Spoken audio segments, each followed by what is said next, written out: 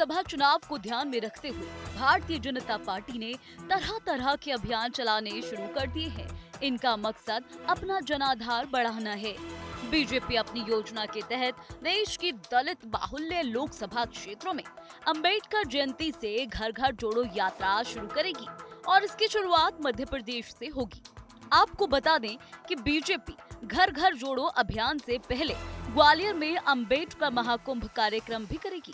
इस अभियान के तहत बीजेपी 2024 के लोकसभा चुनावों में जीत का रास्ता आसान करने के लिए समाज के हाशिए पर खड़े लोगों को जोड़ने की कवायद शुरू करेगी। 2024 के लिए भारतीय जनता पार्टी ने अपनी तैयारी शुरू कर दी है और वो वर्ग जिसको कि पिछड़ा वर्ग कहते हैं, जो हिंदुस्तान के अलग अलग राज्यों में जिनकी संख्या बहुत ज़्यादा है, उनके लिए अब काम शुरू हो गया है। सरकार ने ये तय किया है कि 14 अप्रैल से लेकर 5 मई तक देश भर के अंदर अलग अलग राज्यों के अंदर ये जो पिछड़ा वर्ग है, इसके घर घर जाकर उनको समझाया जाएगा कि जिस तरीके से स्कीमों को लागू किया गया है उससे उनकी ज़िंदगी पे क्या असर पड़ा है। ना सिर्फ ये, एक और कोशिश की जा रही है कि 2024 के चुनाव से पहले इन सबको एकजुट कर लिया जाए ताकि ये भारतीय जनता पार्टी का एक सॉलिड वोट बैंक बन जाए।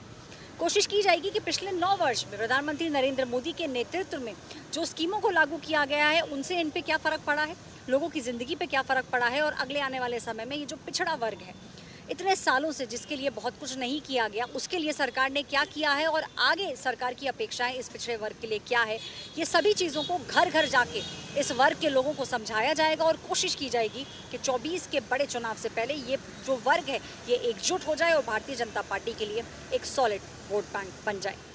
कैमरा पर्सन शैलेंद्र के साथ ऐश्वर्या पालीवाल, आज तक।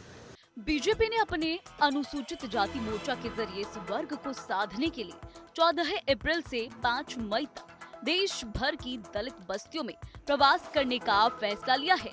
भीमराव अंबेडकर की जयंती पर 14 अप्रैल से घर घर जोड़ो अभियान चलाने का फैसला लिया गया है। 21 दिन तक का ये अभियान 5 मई को बुद्ध जयंती तक चलेगा।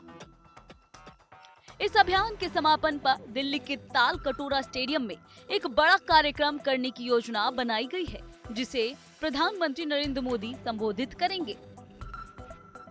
केंद्र सरकार की तमाम योजनाओं के लाभार्थी वर्ग का लाभ बीजेपी को चुनावों में मिल रहा है और अब इसी आधार पर समाज के वंचित वर्ग के लोगों को भी लाभार्थी वर्ग में शामिल करने की कोशिश बीजेपी कर रही है। देश में एससी रिजर्वेशन वाली 84 लोकसभा सीटें हैं। इनमें से 2019 के लोकसभा चुनावों में बीजेपी ने 46 सीटें ही जीती थी। अब बीजेपी इस अभियान के तहत इन 84 में से 60 से 70 सीटें जीतने का लक्ष्य तय कर चुकी है।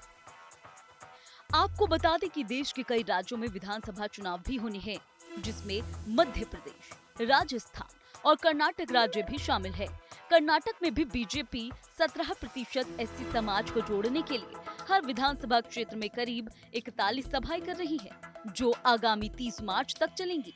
अब देखना ये होगा कि इन अभियानों का फायदा बीजेपी को 2024 के लोकसभा चुनावों में कितना मिल पाता है। टीम चुनाव आज तक।